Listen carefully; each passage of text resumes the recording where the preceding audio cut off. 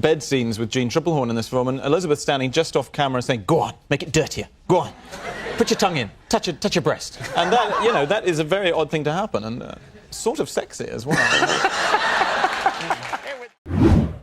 Hugh Grant doesn't need to raise his voice to make an entire room laugh.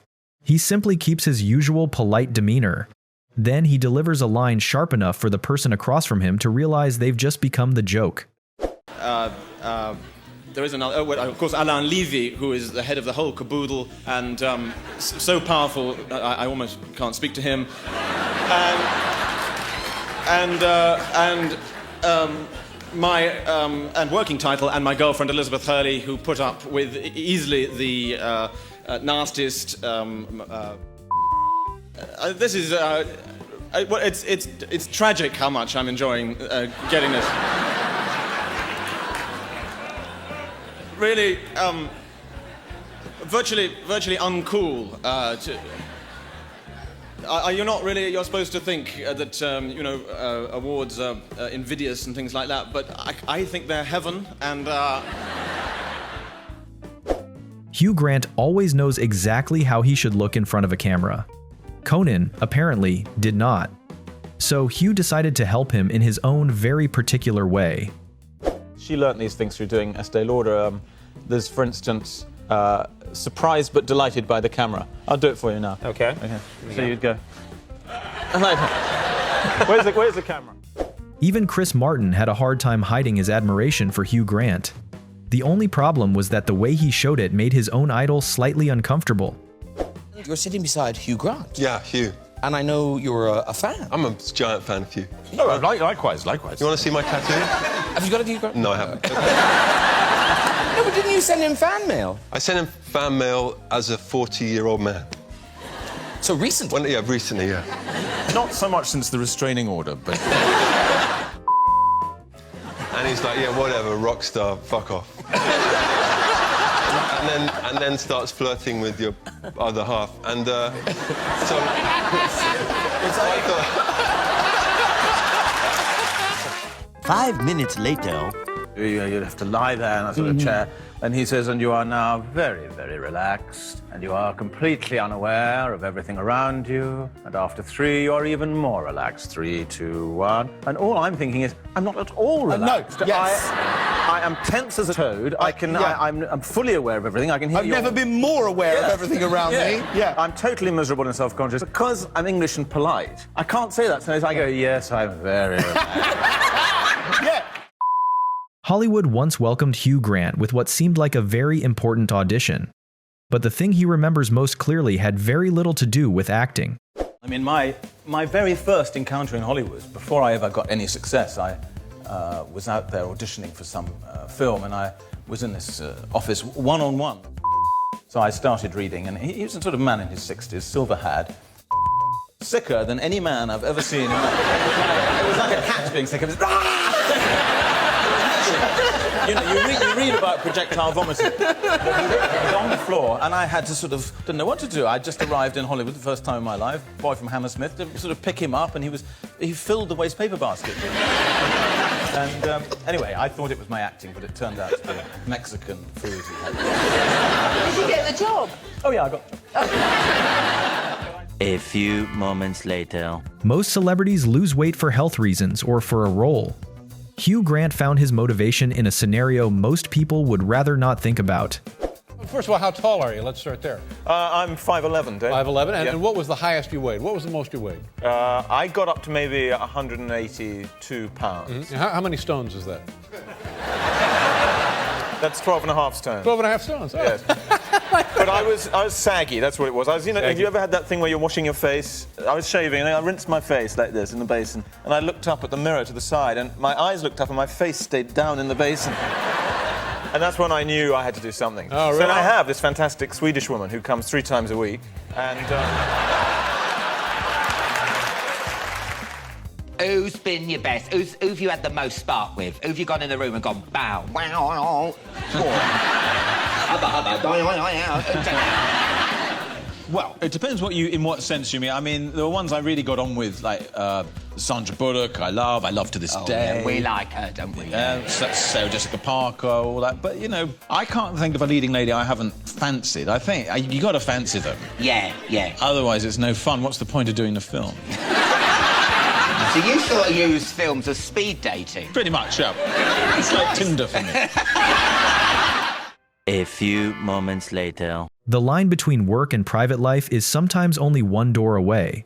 Hugh Grant once accidentally saw something he was not supposed to see, and his agent ended up paying a surprisingly strange price for it. Real life, didn't you pretend to be your own agent? I did.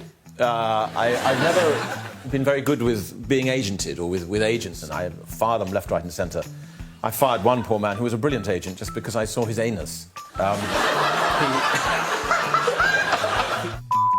Not just 10% of it. It was ridiculous. We were at some film festival and his shower broke down. He wanted to borrow my bath in my suite, and I said, all right. And I forgot he was in there. And I walked in, and he was on all fours washing. Who washes like that? I've never heard of such a... I think this would be a little bit of an odd situation is that Elizabeth Hurley, your girlfriend, produced the film and she produced Notting Hill as well, didn't she? Or am I incorrect No, about you're that? completely wrong and very badly researched. Filming a romantic scene with Julia Roberts sounds like a dream for many male actors. Hugh Grant does not remember it that way. You got off with Julia Roberts in Notting Hill. I got off with her, yes. We should have heard that as a strapline. Yeah. Now, listen, I was worried, because I'm not being but she has got quite a large mouth. Was you worried about falling in? It could happen. It's like potholing, isn't it? It's a big mouth. I mean, I love her. But I was aware of a faint echo when I was kissing her. There are certain stories Hugh Grant insists he absolutely cannot tell on television. He says it very seriously. Then, just a few seconds later, he breaks the entire boundary himself. Horribly neglected over the sort of success of this film, who actually produced it and went on laughing at jokes when he was watching it on the monitor long after they were funny, and he even cackled at the funeral, and him especially. My agent from London, Michael Foster, who by sheer dint of being unusually small and unusually vicious got me the part.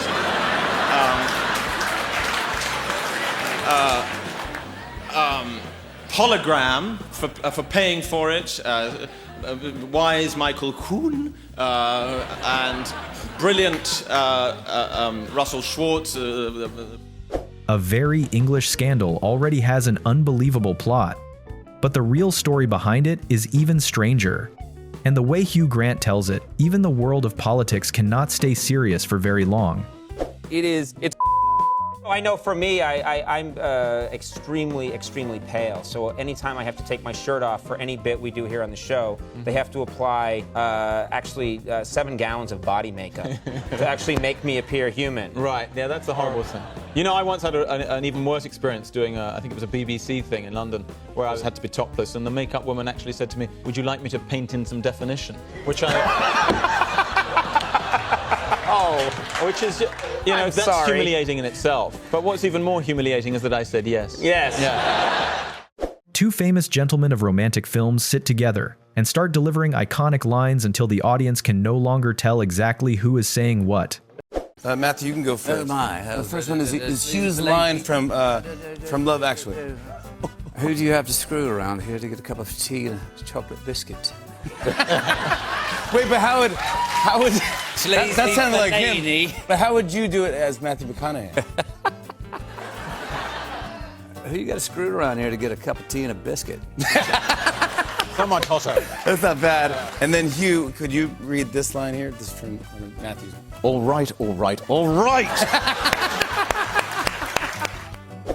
Anyway, while all this was going on, not content with saving the British film industry, he decided he also had to try and save the whole bloody world. Something I found annoying. Because there I would be in one of the lulls in my career because of some flop or some arrest or whatever.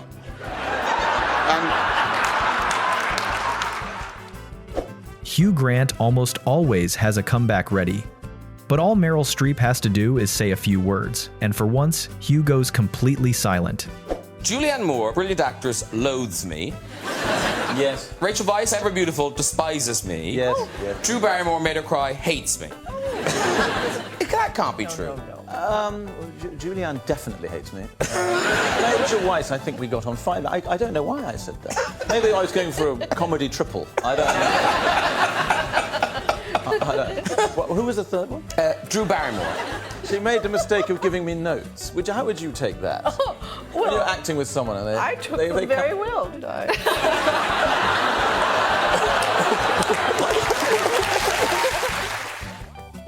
Acting seems to like you a lot.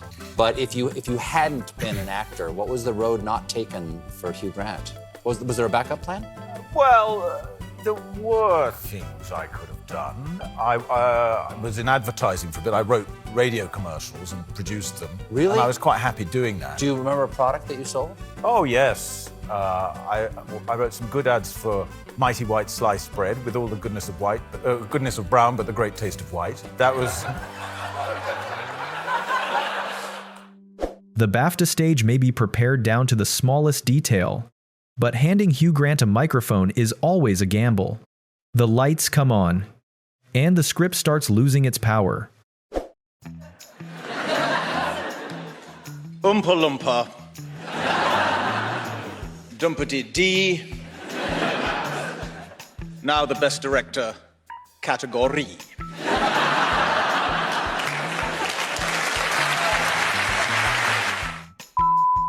Dumpity Dong. Most of these films were frankly too long.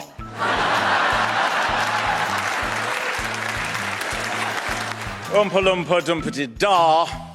But for some reason, the nominees are. 5 minutes later. You do a lot of promotion here in America, and American television, especially the promotional arm of it, Entertainment Tonight, Extra. They have it down, those guys. I mean, yeah, they are into that big smile stuff. It's fascinating, though, because Elizabeth and I often practice this on each other. The Hollywood smile, you know, which is you have to... It's the biggest smile you can possibly do, but with absolutely no joy in the eyes at all. Dead eyes, Lenin's eyes. So it would be something like this. You have to make your eyes very dead first. Hi. Hugh Grant has never needed to change his image to make people laugh. It is his politeness, his awkward charm, and his ability to undercut his own image that create a kind of comedy very few people can imitate. I did have a cat growing up, but it was a very strange situation because it came to possess my mother like an evil spirit. It started with my mum used to do funny voices for all animals. If we passed a sheep, she had a funny voice for a sheep and a pig, etc. And then the cat arrived, and she started doing this cat voice, but it really took her over, and it was a horrible, horrible person. My mother was a lovely woman, church-going, Christian, rather proper, and the cat would say, "Fucking feed me, you bitch."